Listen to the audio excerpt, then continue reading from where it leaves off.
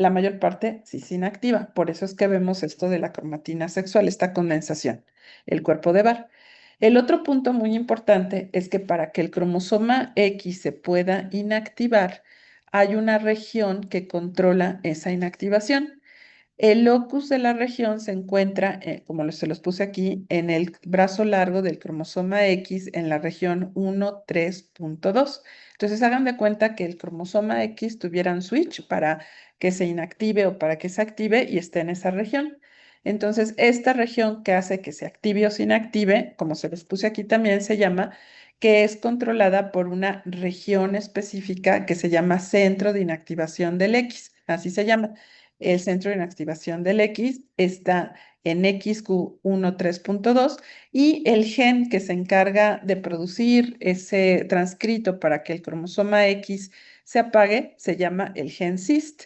Es una región compleja, muy interesante este switch que apaga o enciende, entre comillas, vamos a ponerle todo el cromosoma X, porque ya les dije que algunos genes escapan a la inactivación. Y hay un gen que es el que está en contrasentido, que es el gen, que se llama T-Sixt, ¿de acuerdo? Entonces, pero bueno, lo que nos interesa es que hay un centro de inactivación del X, que está en el brazo largo del X, en XQ13, y ese nos sirve como switch para que se apague o se encienda el cromosoma X. Y eso nos lleva al estudio muy interesante de algo que se conoce como la hipótesis de Lyon con Y, que fue propuesta en 1966. Pero otro punto a recordar es que la inactivación del X, les decía, es muy temprano en el desarrollo embrionario, cuando se comienzan a dividir las celulitas.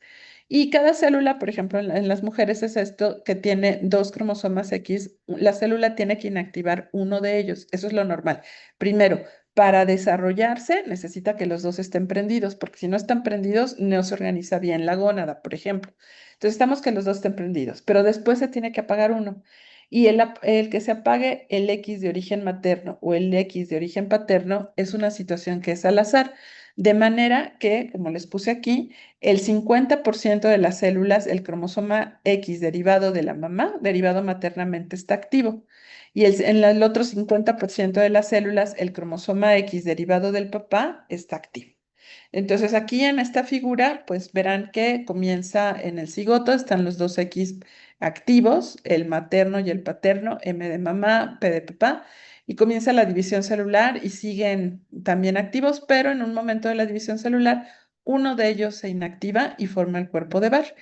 Y esto es al azar, entonces la mitad se va a quedar con el cromosoma X de origen materno prendido y la otra mitad con el cromosoma X de origen paterno prendido. De manera que todas las células que deriven de esta, por ejemplo, que aquí la tienen en azul, que es el materno, el que está prendido, todas van a continuar con el cromosoma derivado maternamente encendido y los que encendieron el paterno así van a continuar paternamente.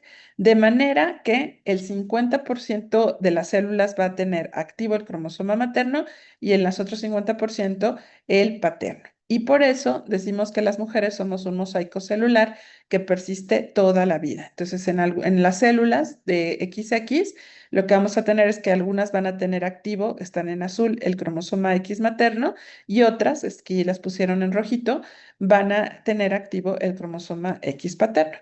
Entonces, esto es muy importante para los conceptos de enfermedad ligadas al X que vamos a revisar, porque vamos a volver a retomar este concepto más adelante, pero en las mujeres portadoras de una mutación ligada al X, el 50% de sus células expresará activamente el alelo con la enfermedad y el otro 50% va a expresar la proteína normal.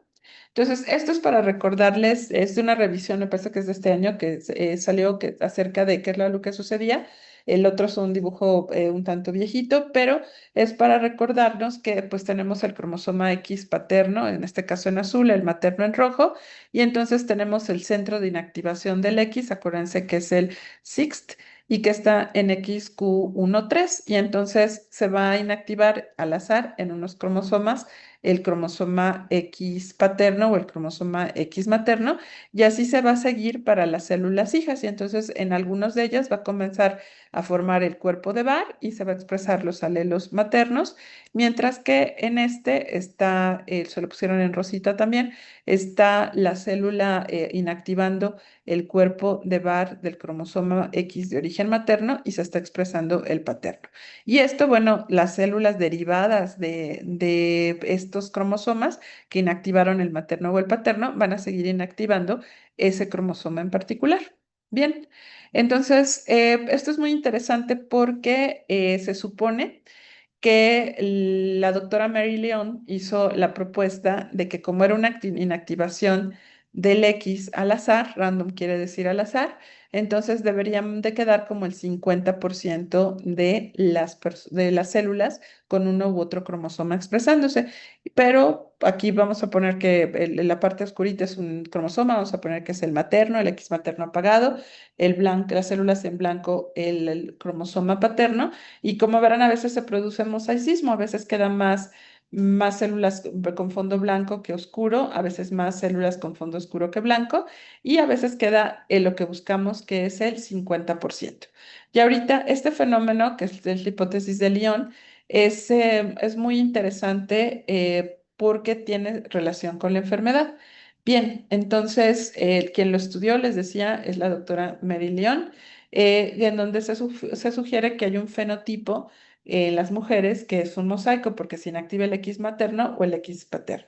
Y un ejemplo de inactivación del X es, por ejemplo, estos gatos es que se conocen como gatos cálico.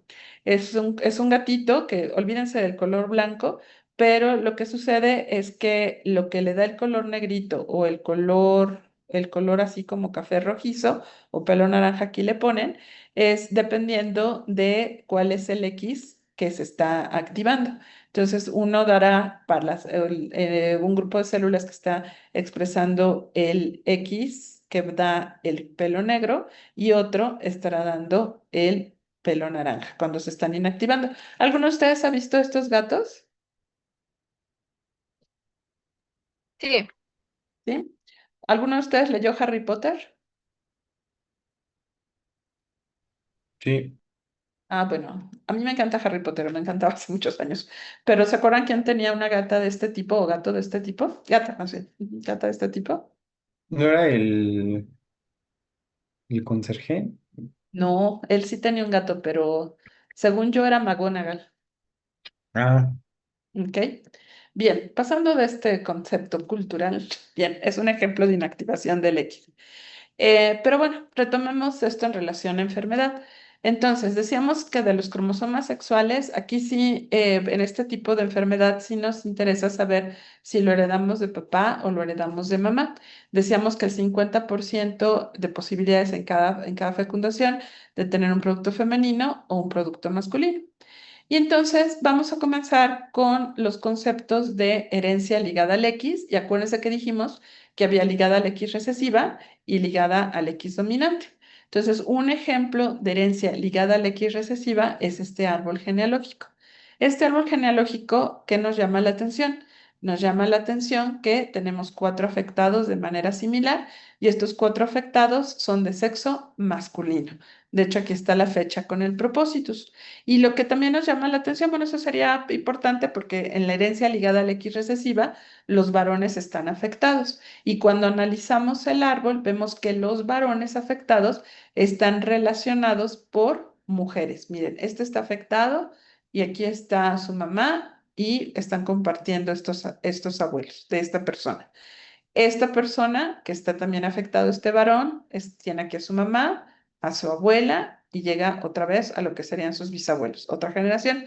Aquí tienen esta pareja, la primera pareja, la generación uno tiene un varón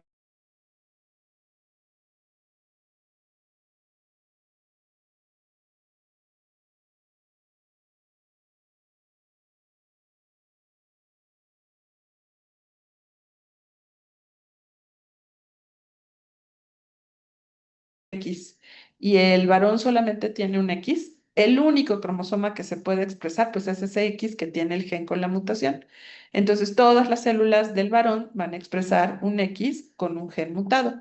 Pero las mujeres, por lo que acabamos de ver de este fenómeno de inactivación del X, en el cual se inactivan la mitad de cromosomas maternos y la mitad de cromosomas paternos, si en uno de esos cromosomas materno-paterno existe una variante patogénica, quiere decir que va a pagar la mitad de cromosomas buenos y la mitad de cromosomas buenos se va a estar expresando.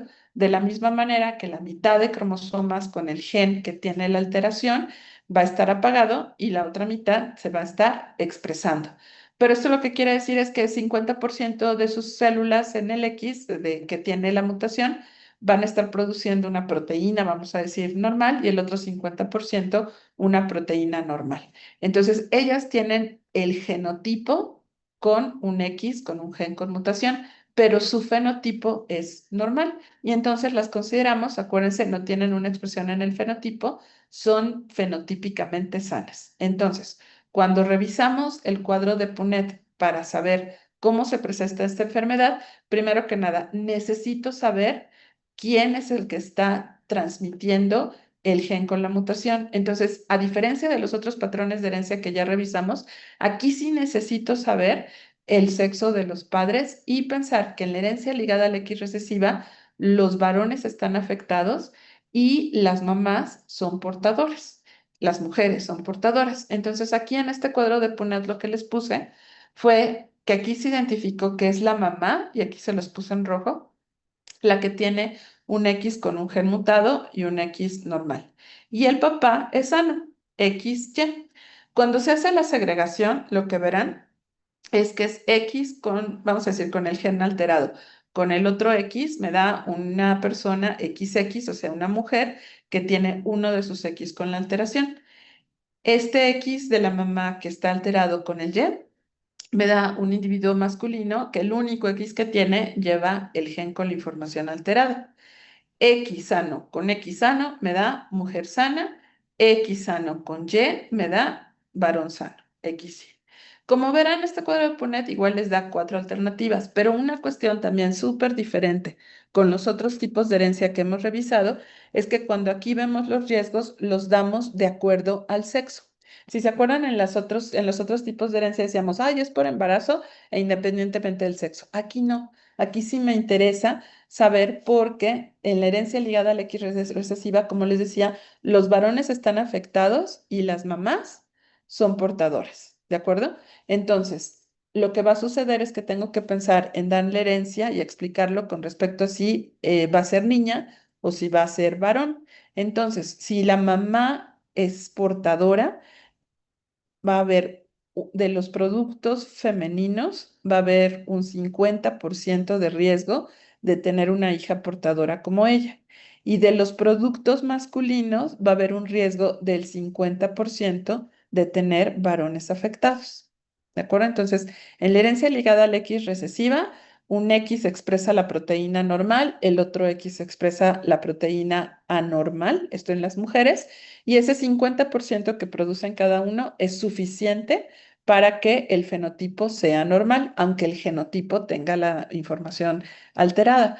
Pero cuando esta persona que es portadora tiene descendencia, si se trata de las hijas, hay un 50% de riesgo de que sean portadoras como la mamá, fenotípicamente sanas, pero genotípicamente tienen la información alterada, y un 50% de posibilidades de que si es varón, tenga la enfermedad y 50% de que esté sano. Bien, considerando esto, entonces podemos ver las características de la herencia ligada al X recesiva. En general, los varones están afectados. La transmisión de la enfermedad ocurre a través de mujeres portadoras fenotípicamente sanas a sus hijos varones, pero estamos enfermos. Otro punto muy importante es que no hay transmisión de varón a varón.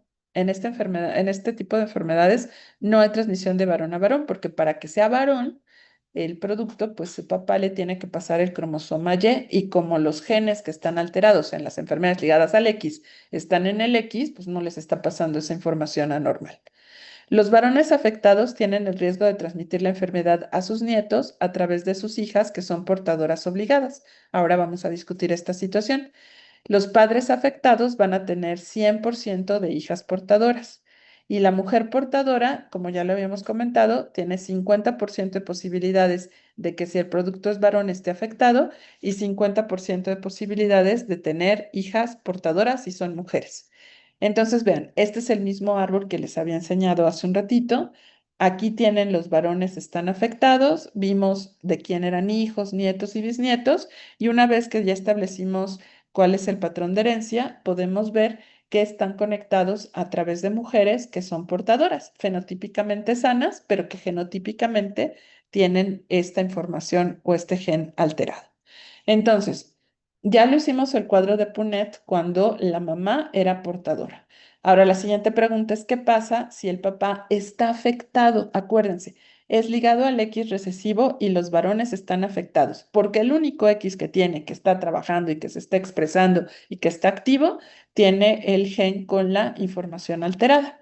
Entonces vamos a suponer que esta persona, este varón, tiene XY y en el X está el gen con la alteración y procrea con una mujer que tiene los dos X bien, ¿de acuerdo? Entonces, igual, es un cuadro de Punnett, tengo cuatro posibilidades, pero lo tengo que ver en relación al sexo. Entonces, el único X que tiene el papá es el que tiene la alteración. Entonces, X con la mutación en el gen. Con X normal me da una mujer que va a ser portadora. X con la mutación con un X normal me va a dar mujer que es portadora. Entonces solamente hay hay dos opciones que en realidad se expresan como una. Si el papá está afectado procrea con una mujer que es sana y es que el 100% de sus hijas será portadora. Cuando nos referimos a los varones, sería Y con X que están sanos, pues será varón sano.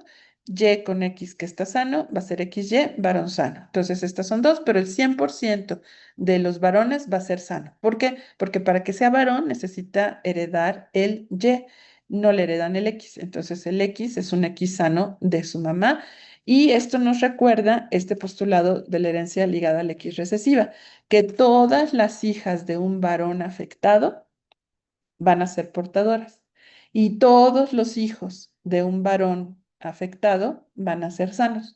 Por eso decimos, y lo habían puesto en una diapositiva anterior, que no hay transmisión de varón a varón. Y también, a ver si quedó esto claro, también puse que los varones afectados tienen el riesgo de transmitir la enfermedad a sus nietos. Pues sí, porque todas las hijas de un varón afectado van a ser portadoras. Y después, o sea, obligatoriamente, porque no hay de otra, les pasa el X su papá para que sean niñas y el X tiene el gen mutado. Pero cuando ellas tengan a sus hijos, a su vez a sus hijos, pues van a tener el riesgo del 50% de tener varones afectados, ¿de acuerdo? Como lo vimos en el otro cuadro de Punnett. Bien, jóvenes, de estos postulados, ¿les queda a ustedes claro?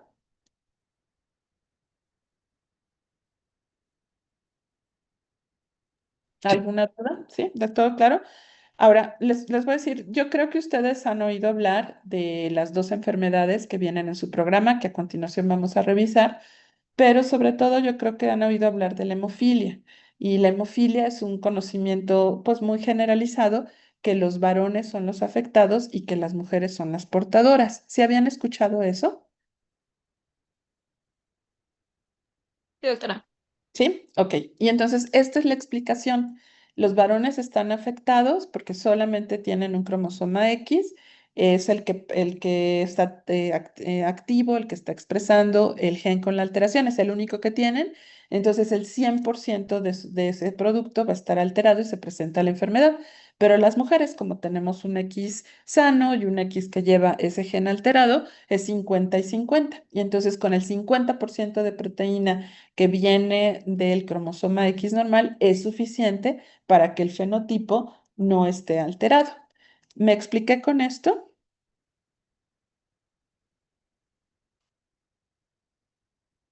Sí, doctor. Sí, ¿No hay duda? Bien. Entonces, fíjense, esta es la herencia ligada al X recesiva, pero también dijimos que había herencia ligada al X dominante. Entonces, básicamente es lo mismo, los riesgos y demás, pero fíjense que es tan grave la proteína que está afectada por una variante patogénica, que en este caso las mujeres no son portadoras, sino que están afectadas. Y a los hombres les va todavía más grave la enfermedad. ¿Qué tan grave? Tan grave, tan grave que algunas de estas enfermedades, los productos varones, o sea, las concepciones de varones, se pueden llegar a abortar. De hecho, se abortan en algunos de estos casos. Entonces, lo que les quiero transmitir es que la herencia ligada al X dominante, igual las mujeres tienen un cromosoma X con el gen mutado, un cromosoma X con el gen normal, pero es tan grave el efecto de esa mutación, de esa variante patogénica, que las mujeres están afectadas y en los varones es letal. ¿De acuerdo? Entonces, esa sería la herencia ligada al X dominante.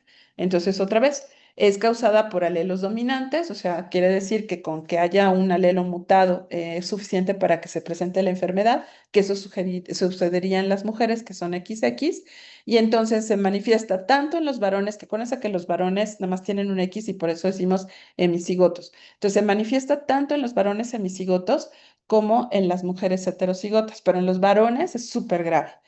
Los mecanismos de inactivación del X hacen que las mujeres tengan menor probabilidad de estar tan severamente afectadas como ahí me equivoqué, hay semicigotos, ¿de acuerdo? Entonces las mujeres están afectadas, pero los hombres están súper grave afectados. Las hijas de varones afectados siempre heredan la alteración, o sea, el papá va a tener una enfermedad ligada al X eh, que sería súper grave y sus hijas también la van a presentar. No hay transmisión de varón a varón, porque ya les expliqué que no hay transmisión XY. Las mujeres afectadas pueden transmitir la enfermedad a su descendencia en ambos sexos y puede existir un exceso de mujeres afectadas en en los árboles genealógicos, por lo que les decía que muchas de estas enfermedades son súper gruesas. Déjenme, por favor, dejar de compartir y hacer una modificación ay, no me quiere, ya está, en esta diapositiva, en los hemicigotos. Ok. Bien, entonces los mecanismos de inactivación del X hacen que las mujeres tengan menor probabilidad de estar tan severamente afectadas como los varones semicigotos, ¿ok? Entonces acuérdense, en la herencia ligada al X recesiva, las mujeres son portadoras, los hombres son afectados. En la herencia ligada al X dominante, las mujeres están afectadas y los hombres están gravemente afectados por el tipo de producto que es. Si nosotros hacemos la segregación, es el mismo cuadro de Punnett, nada más que aquí tenemos que ser cuidadosos porque cuando decimos que la mujer tiene un X con un gen afectado, quiere decir que está afectada, no que es portadora, que es afectada. Y sus hijos también están afectados. Entonces, si una mamá que está afectada por una enfermedad que tiene un patrón de herencia ligada al X dominante, procrea con un papá que sus dos cromosomas están bien, el X y el Y, pues es igual a segregación, solo que aquí tenemos que pensar que el X con el gen mutado con X sano me va a dar una mujer afectada. X sano con X sano, una mujer sana. Entonces el riesgo es del 50% de mujeres afectadas por embarazo en caso de que se espere a una niña o el producto sea femenino. Si es con el Y, sería X con el gen afectado con el Y, me da un varón sumamente grave afectado. El X con el Y me da un producto masculino normal. Entonces aquí el riesgo es 50% de productos masculinos afectados y 50% de productos masculinos sanos. Bien, entonces hay que pensar en qué es más grave. Aquí igual, si el papá hipotéticamente estuviera afectado por una herencia ligada al X dominante y procreara con una mujer sana, entonces todas sus hijas estarían afectadas porque el X que heredan para ser mujeres es el que tiene la alteración, es el único que tiene su papá. Y el Y, pues no tiene ninguna información alterada y entonces todos los varones serían sanos. Entonces todas las mujeres estarían afectadas y todos los varones serían sanos porque no hay transmisión de varón a varón. Les decía que en estas enfermedades puede haber un exceso, o sea, hay más mujeres afectadas con una enfermedad ligada al X dominante y puede haber historia de abortos, que sería esta simbología, que se trataría muy probablemente de productos de sexo masculino porque es súper grave esta enfermedad, ¿de acuerdo? Entonces se vería así también el antecedente del X. Esto es en realidad otro dibujo tomado de uno de sus libros de los gametos, es de una enfermedad ligada al X dominante. Entonces, igual, aquí sí tengo que decir, ahí es el papá, es la mamá, quién es el que está afectado o el que es sano y cómo se distribuirían los hijos, ¿de acuerdo? Por el sexo, dependiendo si son varones o si son mujeres.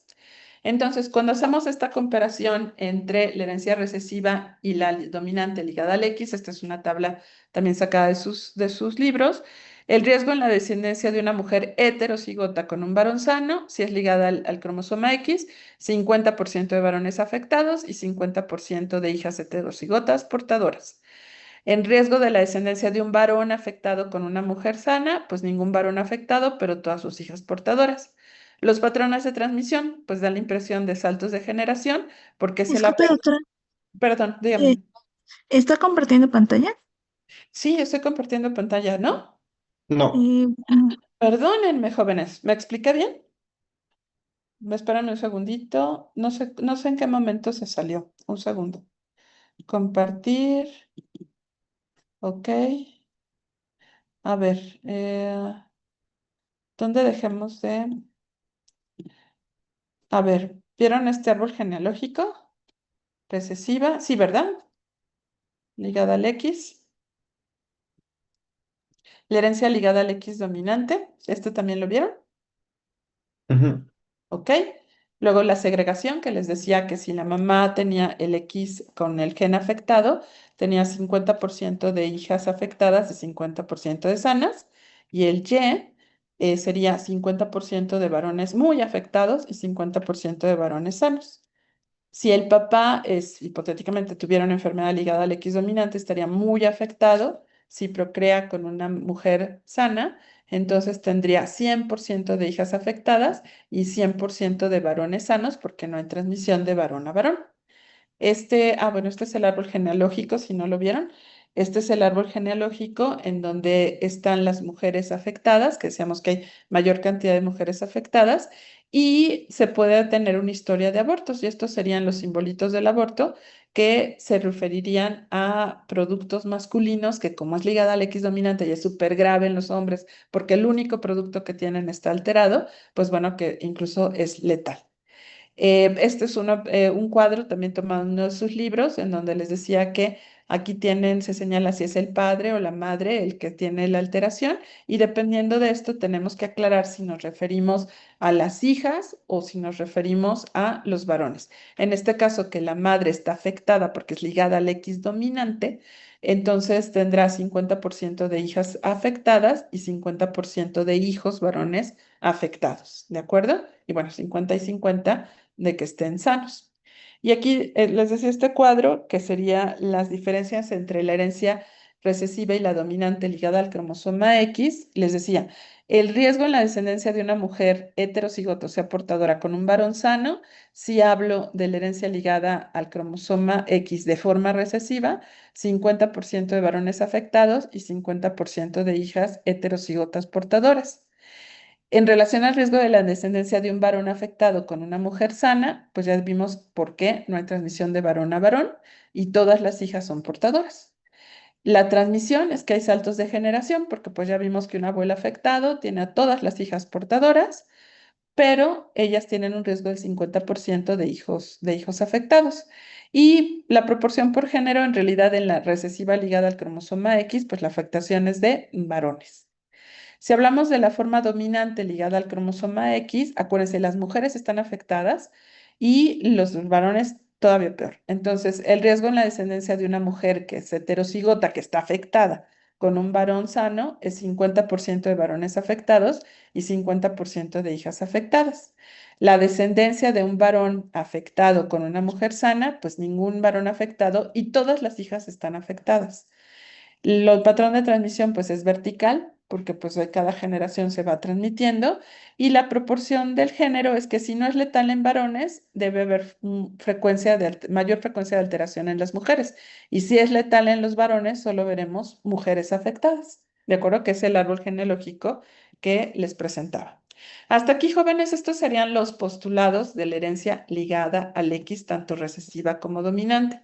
¿Tienen alguna duda o pregunta antes de pasar a los ejemplos clínicos?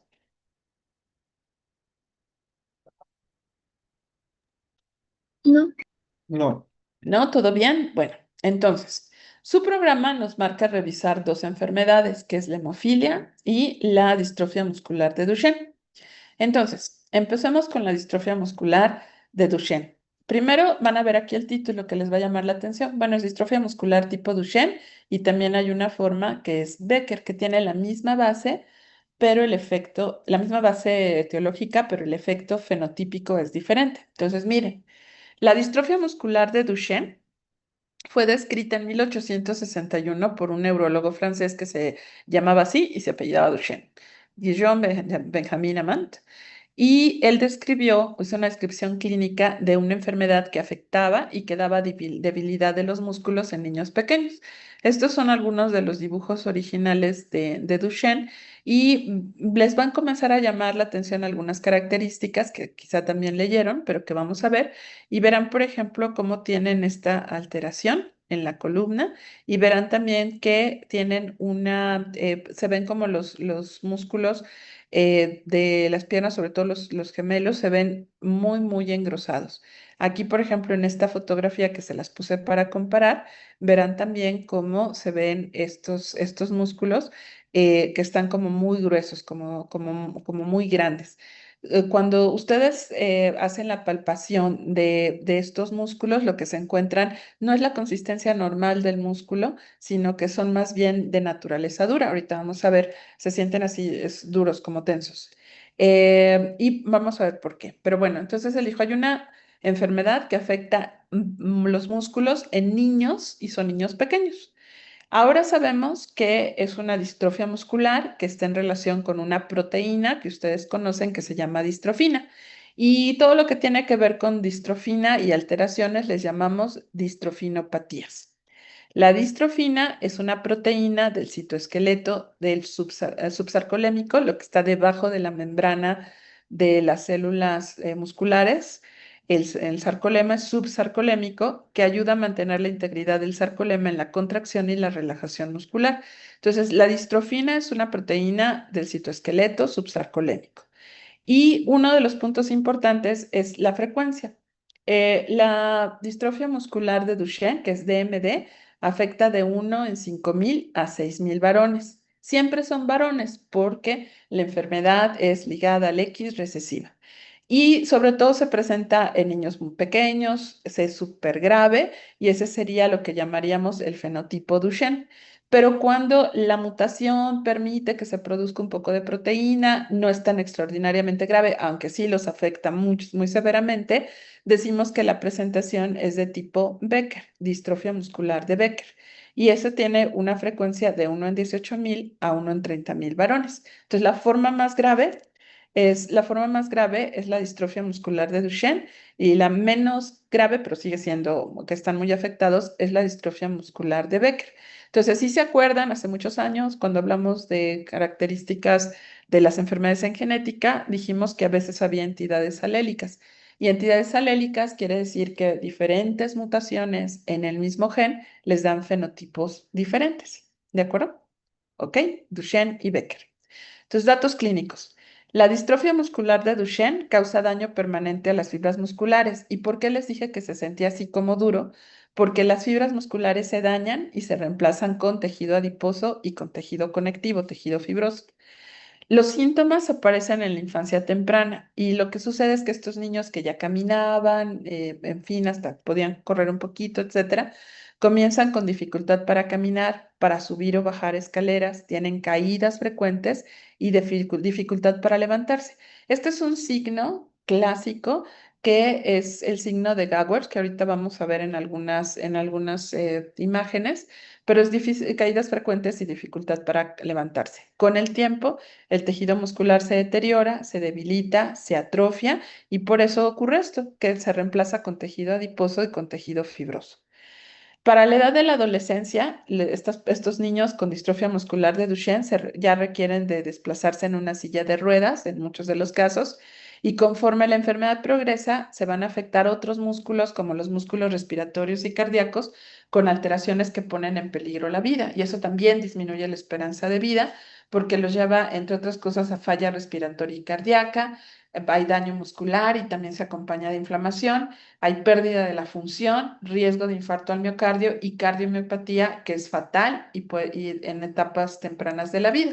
Entonces, los datos clínicos aquí, como les decía, es esta hipertrofia de gemelos que presentan los niños. No es porque haya más músculo, al contrario, porque está siendo reemplazado por tejido adiposo y tejido fibroso.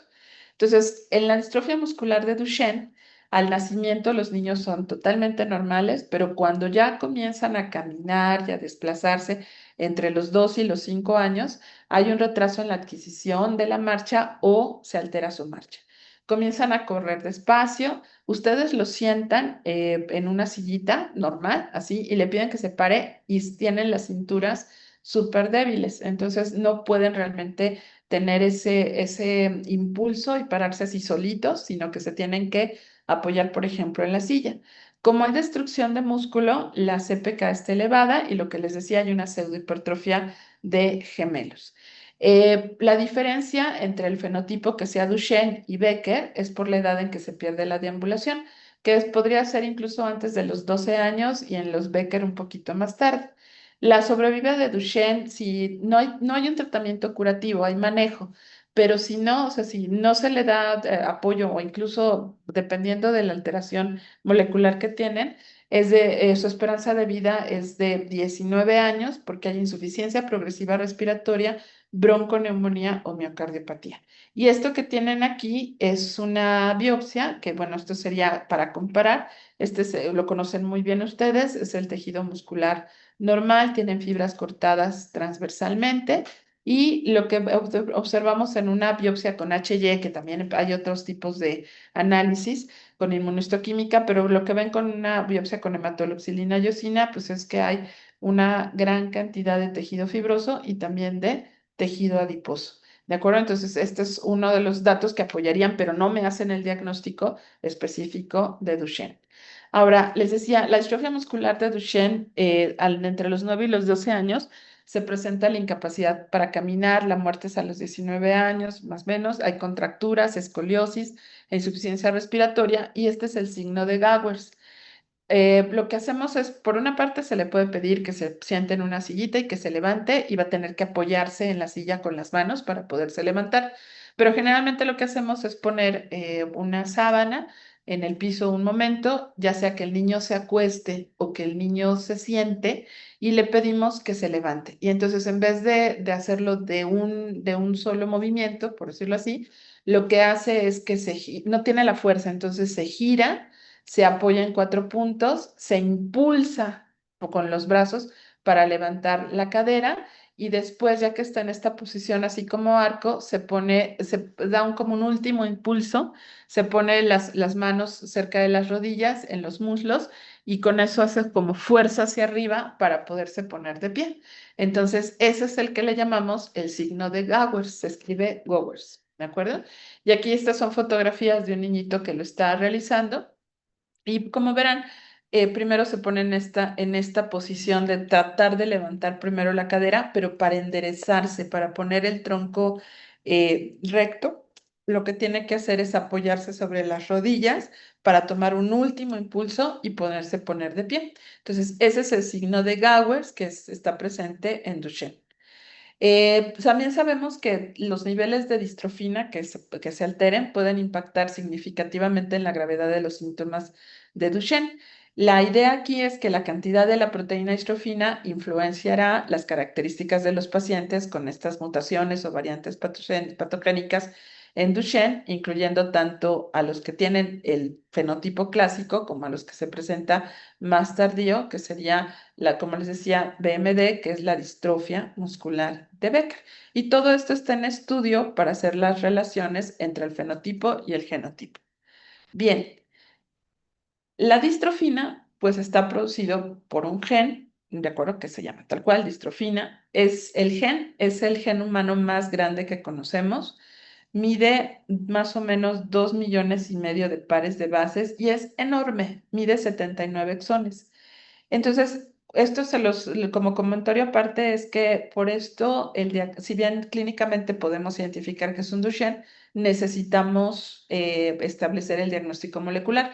Y hace muchos años, cuando no teníamos las pruebas de secuenciación que tenemos ahora, pues bueno, era prácticamente imposible secuenciar todo el gen porque es enorme.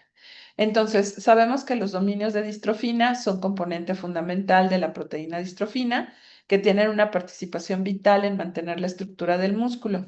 Conecta, es como si fuera una bisagra, conecta el citoesqueleto de las fibras musculares a la matriz extracelular y da soporte durante la contracción muscular. Y también hay otras proteínas que interactúan con la distrofina, que forman parte de lo que llamamos el complejo de glicoproteínas de la distrofina o DGC. Entonces, lo que quiero decirles es que la distrofina no es la única proteína que está participando. Algunas otras cosas es que por el procesamiento que ya revisamos en clases anteriores, hay isoformas de distrofina, pero la más importante porque está en el músculo esquelético, en el músculo cardíaco, etcétera, es esta que la tienen clasificada como DP427, pero bueno, este cuadro es más bien para decirles que hay varias isoformas que están en relación a diferentes tejidos, pero la más importante es la que tiene que ver con el músculo y también con el músculo cardíaco. La distrofina, el gen de la distrofina se encuentra en XP21, es decir, en el brazo corto del cromosoma X. Es tan grande que es más o menos en proporción, ocupa el 1,5% del cromosoma X. La proteína también es enorme, 3,685 aminoácidos, y hay algunos lugares en donde es más frecuente que encontremos la alteración. Entonces sabemos que entre los exones más frecuentes afectados están el 2, el 19, el 44 y el 53, ya sea porque se pierde información o porque se duplica información, y esto lo podemos encontrar hasta en el 11% de los casos de distrofia muscular de Duchenne. Bien, la distrofina se expresa en muchos tejidos del organismo, como les puse. Es crucial para estabilizar la membrana muscular o el sarcolema. Es una proteína citoplasmática esencial para unir unos filamentos que ustedes conocen muy bien, que son los filamentos de actina. De acuerdo, además participa en otras funciones de la fibra muscular. Este es un dibujo viejito de una representación de cómo sería la distrofina en relación a la matriz extracelular. Entonces, ayúdenme, por favor. Esto que tienen aquí es la membrana del sarcolema, ¿de acuerdo? Esto es intracelular y esto vendría siendo extracelular. Entonces, esta sería la matriz extracelular. Esta como bastoncito que ven ustedes en color azul, ¿de acuerdo? Esa es la distrofina. La distrofina va a conectar la actina, ¿se acuerdan de los filamentos de actina y miosina? Bueno, pues con la actina va a ponerlos para que pueda formarse o realizarse realmente la contracción muscular. Esta va a ser como la bisagra que la pone en contacto con otras proteínas que ya les dije que forman parte de este complejo. Y cuando tenemos esta alteración en la distrofina, pues no hay adecuada esta bisagra y se comienza a destruir la fibra muscular. Entonces aquí les pusieron, de hecho, que en relación a la distrofina tienen las manifestaciones de la distrofia muscular de Duchenne y de Becker. Y luego estas proteínas, que ya les decía que era un complejo que ponen en contacto tanto a la membrana, el sarcolema con la distrofina, entonces todas estas también se pueden asociar con otros tipos de enfermedades que también se manifiestan como debilidad muscular, así comienza limb-girdle muscular dystrophy, pero dependiendo de la alteración de en qué proteína está, pues me da ese fenotipo. Pero nos vamos a centrar en esta. Esta es la distrofina. Y haciendo una revisión de un artículo de este año, este sería, déjenme, voy a salir de aquí, le voy a dar escape y ven mi pantalla, ¿verdad? Sí. Ok, entonces aquí lo que tienen en este dibujo es como el anterior, nada más es otra representación. Aquí lo que tienen, esto que tienen aquí, que no sé si le alcanzan a ver que si le pusieron los fosfolípidos, es el sarcolema. Esta es la fibra muscular. Y entonces esto que tienen en moradito es la distrofina. Y la distrofina pone en contacto el complejo de proteínas que se llama sarcoglicanos, como en la caveolina y demás, que están aquí en el sarcolema y a partir de la unión con la distrofina, en el otro extremo, podríamos decir, está la unión con las fibras de actina y todo esto es lo que les está a ustedes conformando las miofibrillas. Déjenme volver a proyectarla y entonces la presencia de la distrofina en las células, además, o sea, de ayudarles a la contracción, asegura el balance de los iones y otras funciones celulares. Y esto está dado tanto porque hay una conexión mecánica, o sea, esto que les digo que funciona como bisagra, con el complejo de las proteínas asociadas a la distrofina, que son los distroglicanos y los sarcoglicanos, además de la actina. Y en algunas otras vías metabólicas que tienen que ver con NOS, con MAP, perdón, MAPK y PKA. ¿De acuerdo? Pero bueno, lo importante es que recuerden que está uniendo el complejo de proteínas asociadas a la distrofina con la actina y todo esto nos forma la acción de unión de bisagra. Entonces, lo importante con todo esto es que cuando tienen ustedes variantes patogénicas en en la distrofina, ya sea porque hay pérdida de unos exones, porque hay ganancia de otros o porque hay algún tipo de mutación o de variantes que son patogénicas, entonces lo que nos tenemos que pensar es también cómo vamos a analizarlo. Entonces sabemos, por ejemplo, y esto les acabo de decir, que había, por ejemplo, duplicaciones. También tenían, por ejemplo, variantes patogénicas pequeñas, mutaciones puntuales o inserciones, ¿de acuerdo? Que varían en cuanto a la frecuencia y aquí les pusieron algunos ejemplos en relación a a los exones. Y entonces tenemos que pensar con qué lo podemos estudiar.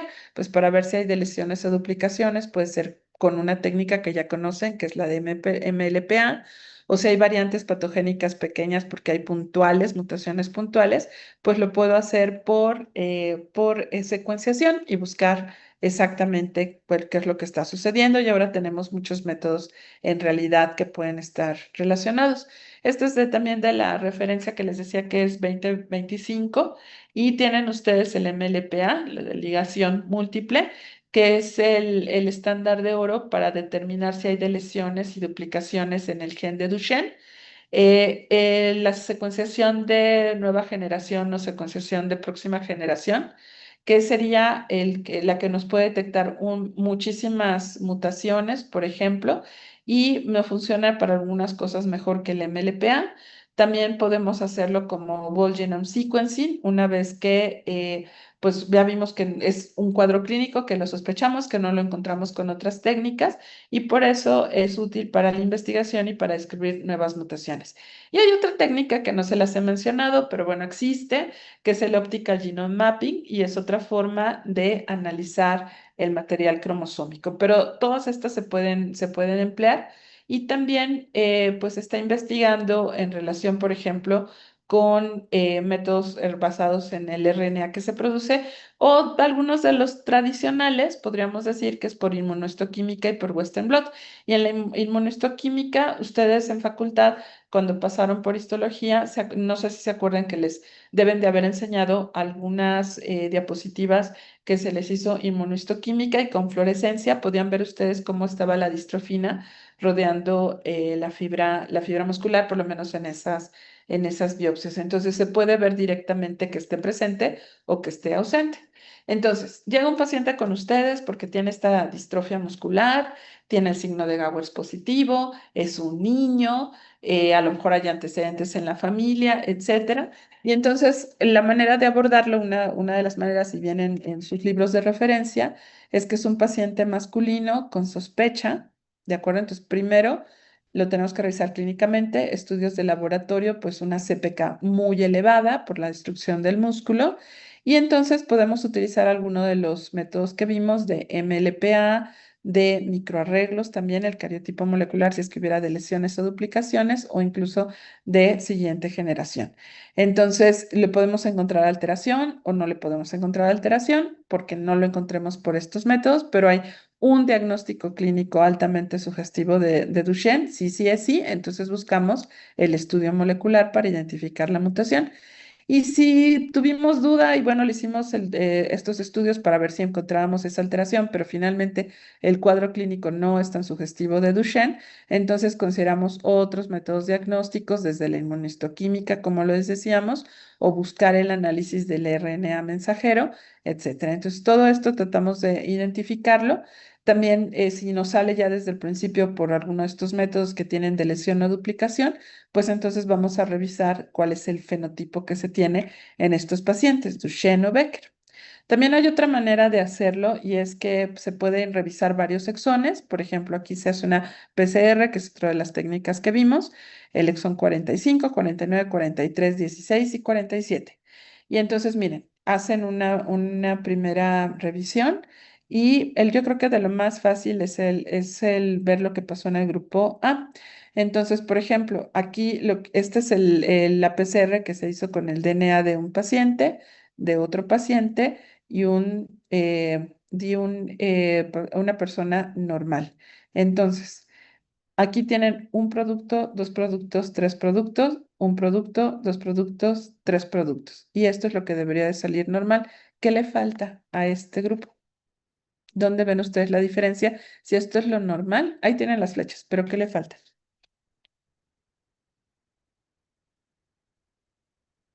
Mm, mm. A ver, espérenme un segundito. Ay, ¿dónde estamos? En el chat porque pusieron algo. No, ok.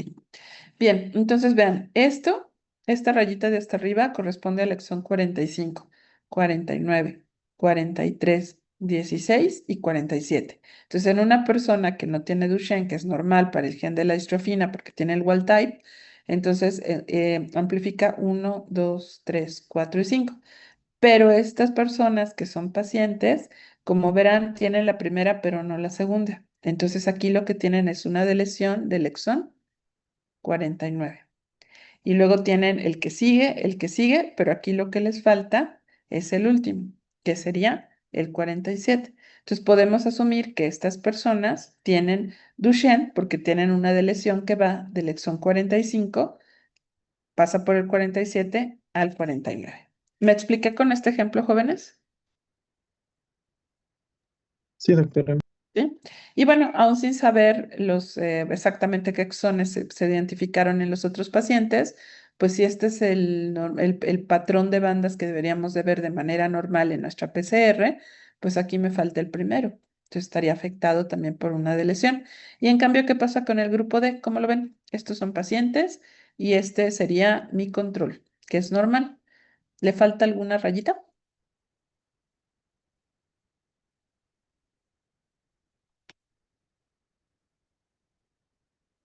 Está igualito, ¿no? El del paciente con el del control. Eso quiere decir que por lo menos de estos exones no tiene alteración. Cuando juntamos así varias PCRs en la misma reacción, pues como su nombre lo dice PCR múltiple. Muy bien. Puntos importantes para Duchenne. No hay un tratamiento curativo, pero sí hay un manejo, que es multidisciplinario para mejorar la calidad de vida. Se pueden dar glucocorticoides, que eso tiene que estar muy controlado por el endocrinólogo para bajar la inflamación. Y antes de darlos, hay que ver que no tengan alguna inmunodeficiencia o vacunarlos contra la influenza y el neumococo. Cuidar que no aumenten de peso, que no tengan obesidad. Se pueden tratar también para la escoliosis con medicina física y rehabilitación y ortopedia. Hay que estar en evaluación cardiológica constante por la insuficiencia cardíaca y por la cardiomiopatía dilatada. El manejo ventilatorio, porque los problemas que decíamos de los músculos respiratorios. Y en relación con por qué se presenta esta enfermedad, pues ya vimos que los varones, al tener el gen de la distrofina con alguna variante patogénica, presentan la enfermedad. Lo que se ha visto por estadística es que el 33% son casos únicos y el resto son mamás portadoras. O sea, quiere decir que el 66% de los casos su mamá va a ser portadora y en el 33% van a ser mutaciones de novo. Y a veces tenemos que considerar también que hay un mosaicismo en las gónadas, que unas células germinales estén con el tipo silvestre y otras puedan tener la mutación, pero en realidad lo que hacemos pues es revisar a nivel molecular ahora que se puede.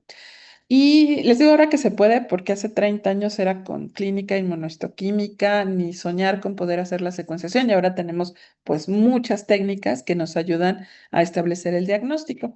Y ahora lo que se está estudiando es acerca de cómo los manejamos y qué terapias podría haber para ayudarlos. Entonces, ya les decía que había corticosteroides, que había glucocorticoides, también se está hablando de inhibidores de algunas enzimas que podrían ayudar y combinar diferentes estrategias para ver si puede haber aumento de la regeneración, aumentar los niveles de distrofina o disminuir la inflamación. Y por supuesto, también se está hablando de técnicas moleculares como algo que se llama exon skipping, que es el poder saltarse, por decirlo así, algunos de los exones que tengan algunas variantes patogénicas. Se estudia la terapia génica, la edición por CRISPR-Cas, etcétera. Entonces, todo esto son estrategias que se están buscando en relación al tratamiento. Y algunos, nada más por comentarse los que vienen en los libros, pues de estudios como el Ataluren, que es un medicamento que se está proponiendo que sea oral, etcétera, etcétera, pero en realidad pues apenas está en estudio y todavía no tiene aprobación por la FDA en Estados Unidos, como ese. Hay varios aquí de las que les decía de exon skipping, por ejemplo, o de una terapia para restaurar la proteína, etcétera. Se está estudiando mucho para ver qué les podemos ofrecer a los pacientes en cuanto a tratamiento. Y pues si es una enfermedad ligada a la X recesiva, ¿quiénes la padecen? Los varones. Las mujeres, ¿cómo somos? Portadoras. Y si somos portadoras, pues debemos de ser fenotípicamente sanas. Entonces, las mujeres portadoras no muestran síntomas, pero se ha visto que del 8 al 10% algunas pueden presentar debilidad muscular leve o problemas cardíacos, pero no Duchenne. 60 al 70% de los casos son de lesiones génicas, por eso, o duplicaciones, pero por eso era tan importante el utilizar las técnicas de MLPA y las mutaciones puntuales. Y como les decía, un tercio, el 33% son mutaciones de novo y el resto, 66%, serían las mujeres que son portadoras. Bien, entonces Duchenne es una enfermedad representativa de los patrones, del patrón de herencia ligado al X recesivo. Las mujeres somos portadoras, los varones están afectados. En el caso del Duchenne, la proteína que está afectada es la distrofina, que es una proteína que está en el citoesqueleto, que tiene una función mecánica como de bisagra para conectar a las proteínas que están en el complejo sarcolémico de proteínas relacionadas con la distrofina y que en el otro extremo estaría en contacto con la actina para participar en el proceso de contracción muscular. Si la distrofina no está presente o está muy, muy alterada por la variante patogénica, lo que vamos a tener es una destrucción de la fibra muscular que va a ser sustituida por tejido adiposo y por tejido fibroso. No hay tratamiento, pero se están estudiando opciones para ver qué podemos ofrecerles a estos pacientes para mejorar su calidad de vida, porque como veíamos, la esperanza de vida es a la segunda década de la vida y tiene una presentación menos grave cuando la distrofina está menos afectada por la variante patogénica, que se presenta de manera más tardía y es lo que conocemos como la distrofia muscular de Becker. ¿De acuerdo? ¿Tienen alguna duda o comentario con respecto a esto, jóvenes? No, No, doctora. doctora. ¿No? ¿Todo bien? Bueno, entonces vamos a pasar a la otra enfermedad que es ligada al X recesiva, que es la hemofilia. Pues la hemofilia, yo creo que ustedes han oído hablar de ella, es un trastorno hemorrágico que es hereditario, que está ocasionada por bajas concentraciones de factores de coagulación específicos. Cuando decimos factores de coagulación, es la cascada de la coagulación. Hay dos tipos de hemofilia, las dos son ligadas al X recesivo. La hemofilia A, que es la más frecuente, el 80% de los casos, y se refiere a la deficiencia del factor 8 y afecta a uno de cada 5.000 recién nacidos vivos varones. Acuérdense que siempre son varones porque son los afectados. La hemofilia B tiene que ver con el factor 9, el gen F9, F9 romano, y también, bueno, es mucho menos frecuente, es de 1 en 25.000 a 1 en 30.000. La hemofilia es una enfermedad que ha sido conocida históricamente desde hace muchísimos siglos. De hecho, en el siglo X, ahí lo pueden ver, Al-Bulcasis la describía como, pues no como, precisamente como hemofilia, pero sí como un trastorno de sangrado en los varones. Hasta 1803 hay una disposición hemorrágica existente en ciertas familias que es descrito por John Otto. En 1828 se utiliza por primera vez el término de hemofilia. En 1911 fue cuando se vio cuál era la historia familiar de la hemofilia. En 1952 se describe la hemofilia tipo B y en 1960 comienza la introducción de los factores de coagulación purificados para su tratamiento. Esto es de historia. Ay, perdón. Entonces, se deben a mutaciones en el gen del factor 8 en la hemofilia A o del factor 9 en la hemofilia B, como habrán visto. Esto también es una revisión de 2025, aunque las fotografías, bueno, son representativas. Y pues la hemofilia es un sangrado que se presenta, que es grave en estos varones afectados. Ahorita vamos a ver la clasificación, pero por ejemplo, verán en este bebé que está afectado, que es una foto del libro, tiene los hematomas aquí, los sangrados. Esto sería la grave afectación que se tiene en las articulaciones. Esto es también una rodilla que tienen estas alteraciones los pacientes. La prevalencia, como les decía, de la hemofilia A es de 1 en 5.000, más o menos. Y ahorita vamos a revisar esto con más detalle, pero dependiendo de qué tanto porcentaje de actividad tenga el factor en cuestión, puede ser leve, moderado o grave. El porcentaje de actividad del 6 al 40% es leve y, por ejemplo, se presenta la alteración posterior a trauma. Es moderado si el porcentaje de actividad es menor de 1 al 5%, que está entre leve y grave. Y grave cuando es menos del 1%, que incluso ocurre sangrado espontáneo en articulaciones mayores y en músculos. Como les decía, pues la hemofilia A tiene que ver con el factor 8, que es una glicoproteína plasmática de 2.351 aminoácidos de síntesis hepática y una vida media de 12 horas. Y el factor 9 es una proteasa sérica de 415 aminoácidos, también de síntesis hepática, y tiene una vida media más larga. Y esto es lo que ustedes conocen muy bien, perdón, y esto es lo que ustedes conocen muy bien dentro de lo que es su participación en la cascada de la coagulación.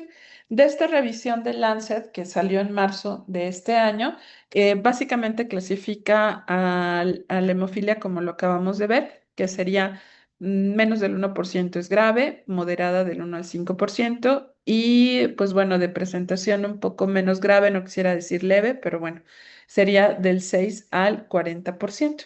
Entonces, la presentación clínica, pues puede ser en diferentes estadios, pero sobre todo al nacimiento, sobre todo si tenemos una historia familiar positiva para hemofilia. En la infancia puede haber sangrados espontáneos o más adelante como resultado de un golpe, de un trauma, o incluso yo diría que esto es más bien raro porque seguramente se manifestó antes, dependiendo, claro, si es leve, pero también los problemas que puede haber de sangrado posquirúrgico. Entonces, alguna de las cuestiones que se tienen que hacer es pues con toda la historia familiar, que esto es una parte muy importante que hacemos los genetistas, se determina lo que ustedes conocen muy bien, el tiempo de protrombina, los tiempos de coagulación, y para confirmar el diagnóstico, pues se puede hacer incluso el análisis genotípico. La clasificación, como veríamos, es severa porque es sangrado espontáneo. Hay sangrado espontáneos cuando es así grave, severa. Se diagnostica típicamente en los primeros 2 años de edad. Y fíjense que aquí comienza un dato muy importante. ¿Qué quiere decir? Sobre todo en la presentación severa o grave de la hemofilia, es que hay de lesiones genéticas, mutaciones que no producen hace que no se produzca la proteína, rearreglos génicos, pero de lo más frecuente que tenemos es que hay una alteración en el intrón 22 en los casos severos de hemofilia A. Entonces, cuando se trata de un caso grave, así de hemofilia A, siempre lo que vamos a ver es buscar alteraciones en relación al intrón 22. Y bueno, ya la moderada, pues serán mutaciones que que pierden el sentido, además de la que sería la leve, porque tiene mayor producción del factor de coagulación. Entonces, todo esto es importante para clasificarla y también para considerar el estudio molecular. Este es uno de las tablas que viene en sus libros de referencia, igual la clasificación grave, moderada o leve. Las variantes patogénicas es lo que les decía aquí, que es importante que haya una inversión entre el intrón 22 y el 1. Ajá, el 22 está casi en la mitad de los casos. Entonces, también parte de lo que hacemos es en el estudio, al pedir el análisis de laboratorio, es pues descartar que tenga esta inversión del intrón 22. Aquí, esta es una diapositiva que viene también tomada de una figura de sus libros de referencia y básicamente lo que tienen es el gen y en lo que quieren aquí que se fijen sobre todo es en el entrón 22. Esto sería lo normal. Y aquí hay un rearreglo con una inversión del intrón 22 por recombinación. Entonces, este rearreglo me produce la proteína anormal. Y es importante conocerlo porque es como, pues casi el 50% de los casos de grave tienen esa alteración dada por la recombinación anormal en el intrón 22. Las mujeres tienen un X portador, o sea, perdóname, las mujeres son portadoras, entonces tienen un X que tiene el gen con la mutación o variante patogénica y el otro normal. Entonces son heterocigotas y son fenotípicamente asintomáticas. El 10% de ellas pueden tener una actividad del factor 8 por debajo del 35% y esto es un evento que llamamos de lionización, que ahorita vamos a regresar. Y las mamás de pacientes con inversión del 22%, casi seguro, el 98%, pero nunca podemos decir en genética yo creo, sino que lo tengo que confirmar, que son portadoras de una alteración, probablemente heredados de la espermatogénesis paterna.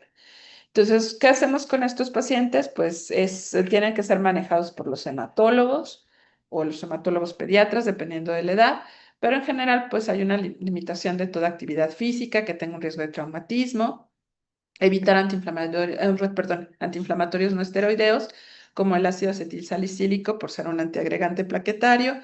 Se puede presentar hemartrosis y por supuesto, pues bueno, hay opciones de estos factores recombinantes que se puede dar tratamiento y es un cuidado multidisciplinario de la hemofilia. Y a mí me gustó mucho este artículo de revisión que estuve checando para actualizar la clase y aquí les dicen que tienen que ver a los pacientes con hemofilia, a la familia y todo el paciente dependiendo de la edad y es multidisciplinario y están casi todas las especialidades, pero ¿cuál creen que se les olvidó?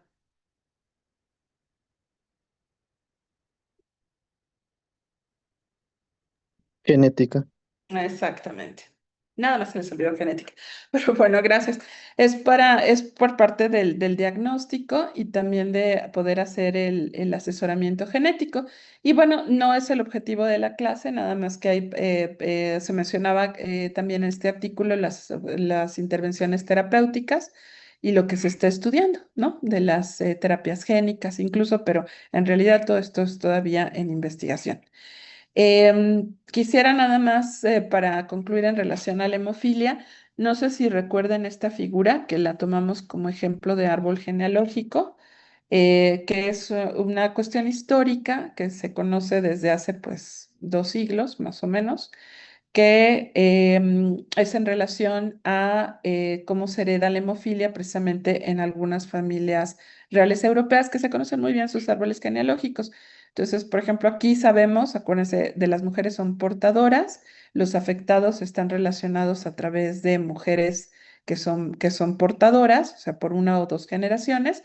Y, por ejemplo, aquí la reina Victoria tuvo un hijo con hemofilia, que fue su noveno hijo, pero después en la siguiente generación, en sus nietos, pues tuvo esta persona que es Frederick, dice aquí, que está afectado, y aquí dos afectados descendientes de esta hija. Entonces, en consecuencia, ellas, al tener este antecedente de un hermano con hemofilia, pues son portadoras asintomáticas de la enfermedad. Entonces, bueno, pues es parte de la historia en estos árboles genealógicos. No sé si tengan alguna duda hasta aquí, jóvenes. No, doctora. ¿Todo bien? Bueno, eso sería, todavía nos falta un concepto que vamos a revisar, que es el fenómeno de leonización.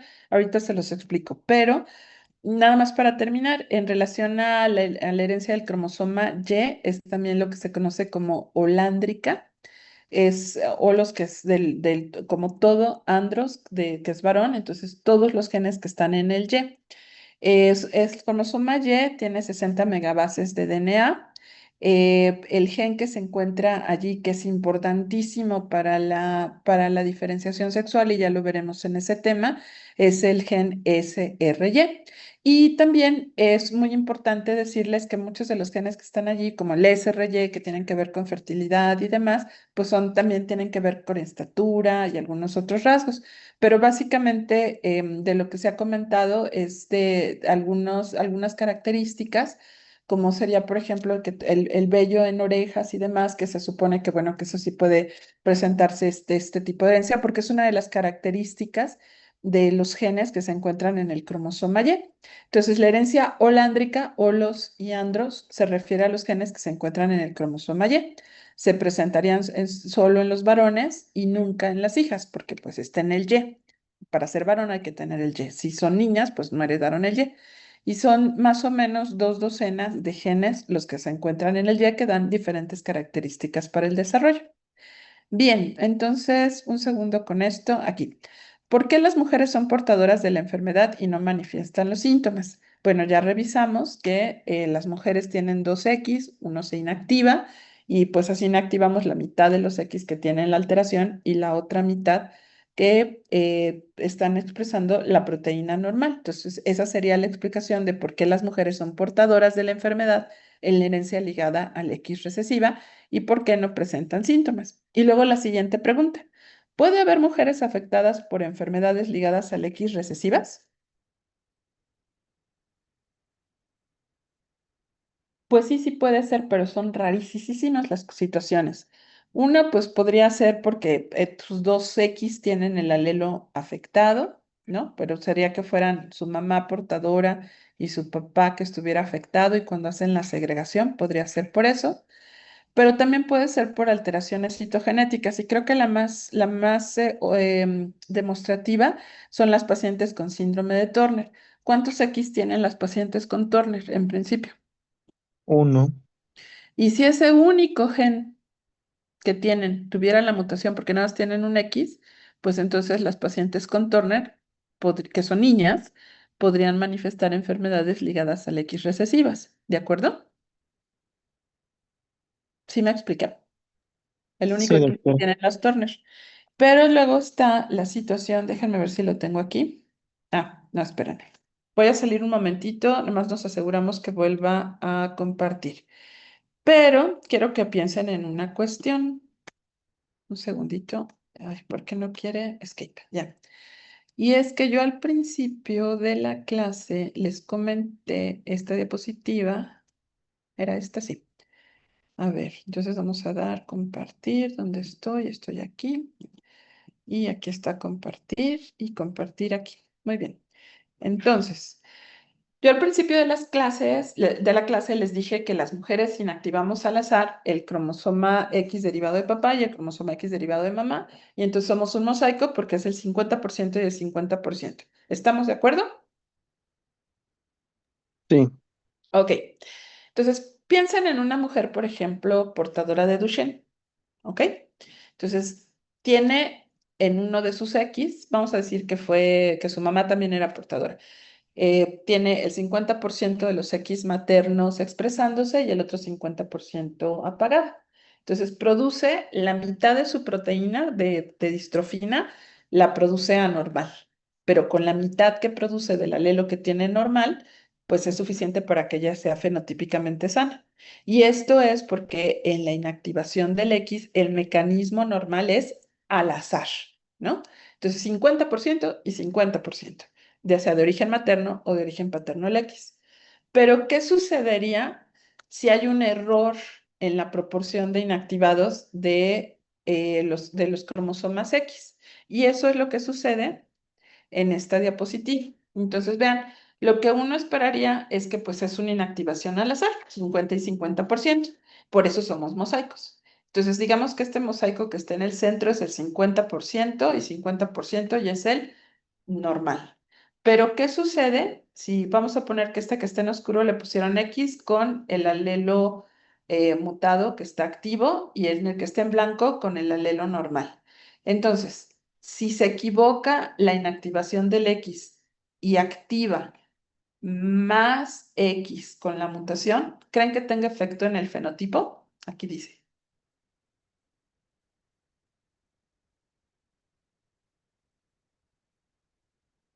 Ya no es 50 y 50. Vamos a suponer que hay 80% de expresión de las células que tienen el X con el alelo mutado y 20% que tienen expresión del alelo sano. Entonces, si 80% de su proteína es anormal contra 20%, sí puede tener manifestaciones clínicas. ¿De acuerdo?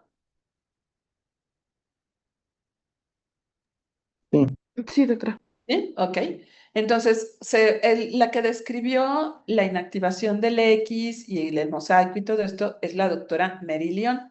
Y para decir que hubo una alteración en el porcentaje de expresión de los cromosomas X, o sea, por ejemplo, que se expresen más X con el gen anormal, con el alelo anormal, que el alelo silvestre, entonces decimos que como lo describió Mary Leon, este desequilibrio en la inactivación del X le llamamos fenómeno de lionización.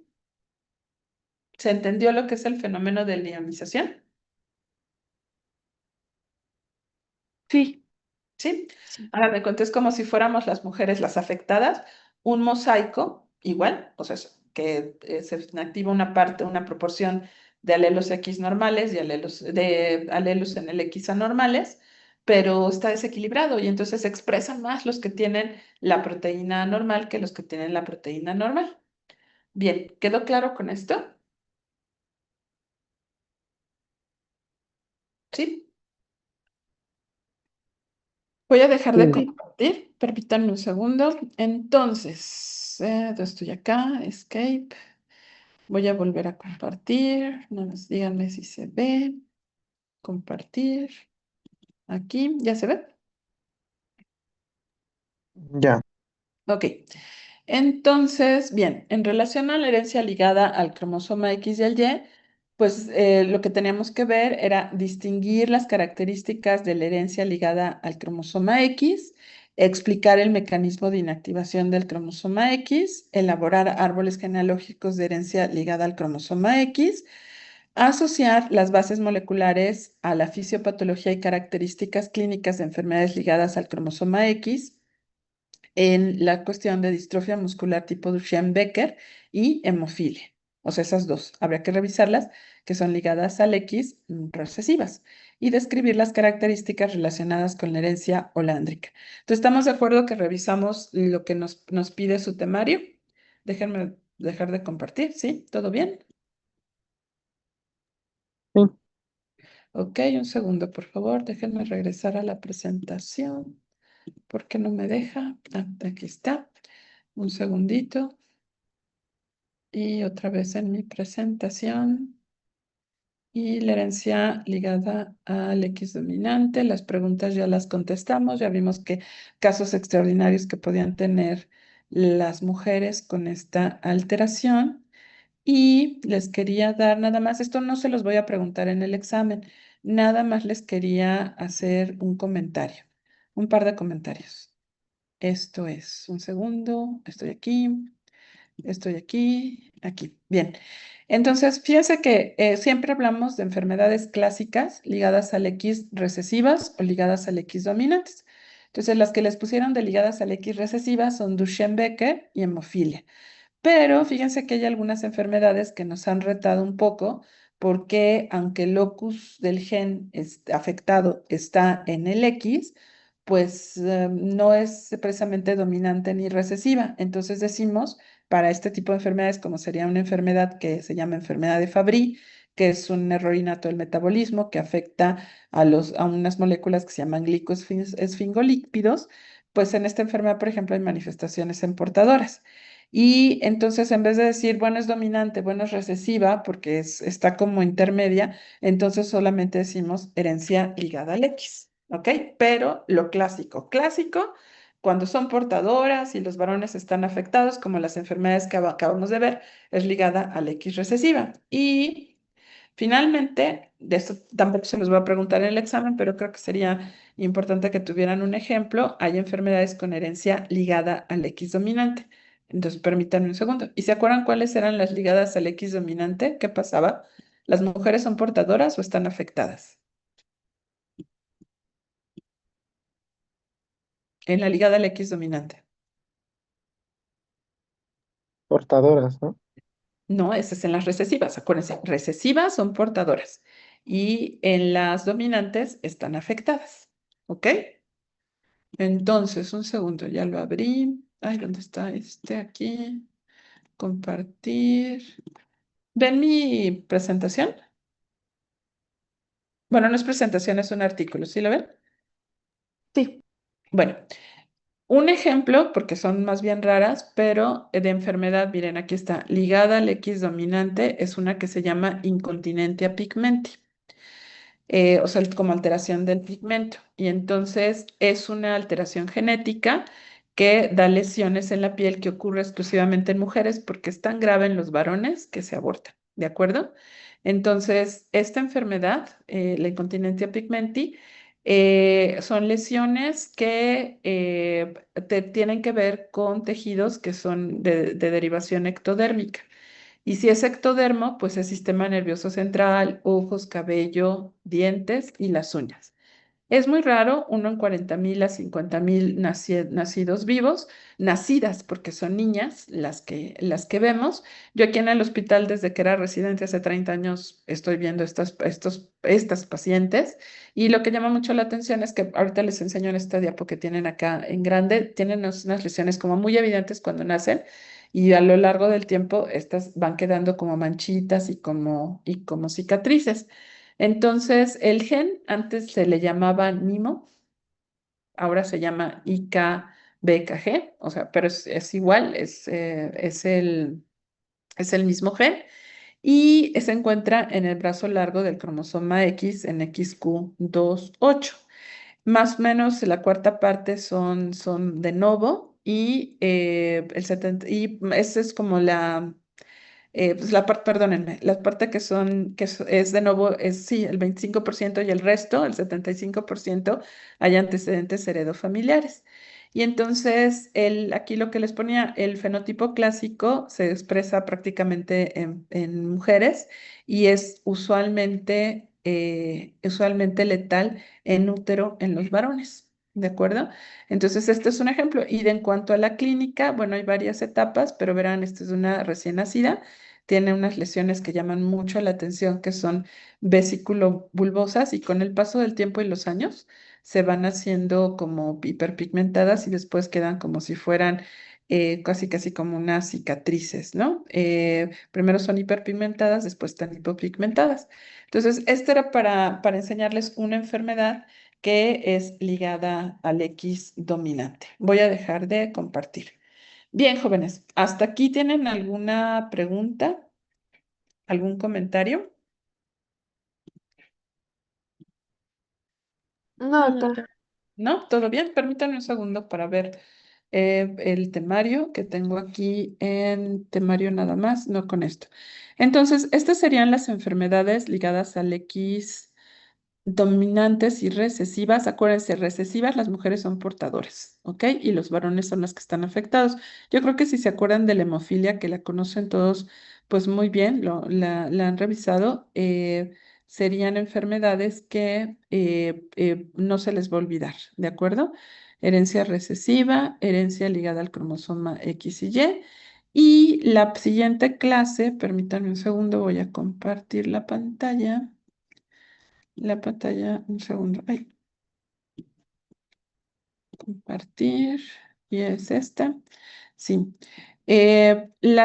Con esto terminaríamos el tema de la herencia ligada, perdóname, de la herencia mendeliana, que sería la herencia clásica, la herencia que es tradicional, la que es monogénica, la que sigue los patrones de herencia de Mendel.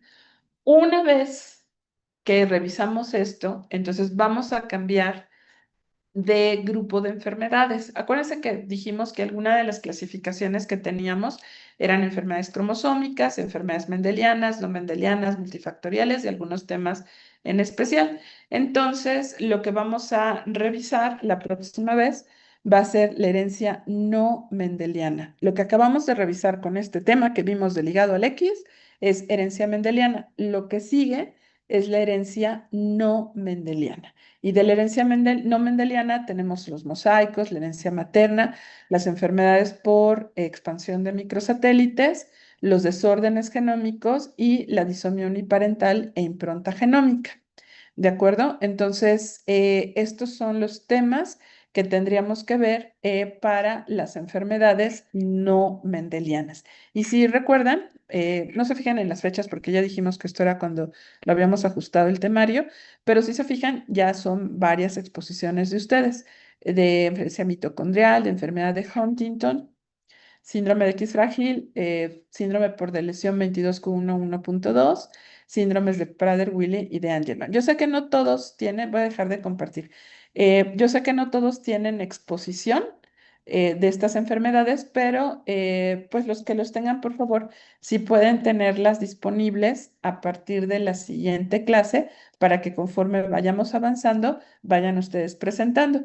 Alguno, no tengo aquí ahorita la de los equipos, aquí están equipos, Coco. Nada más para ver y confirmar esto. Ah, no, son sus nombres, perdón.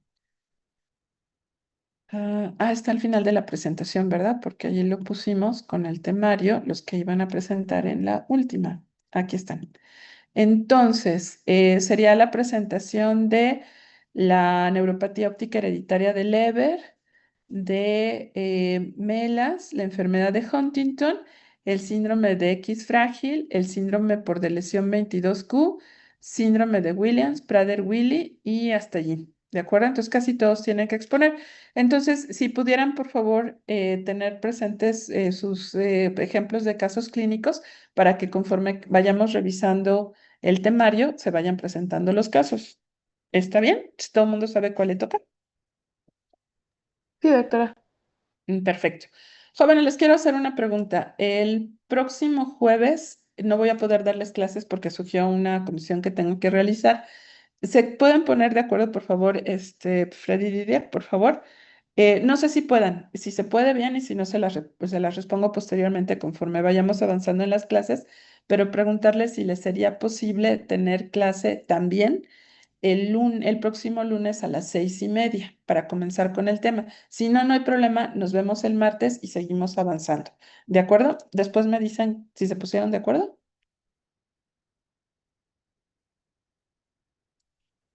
¿Sí?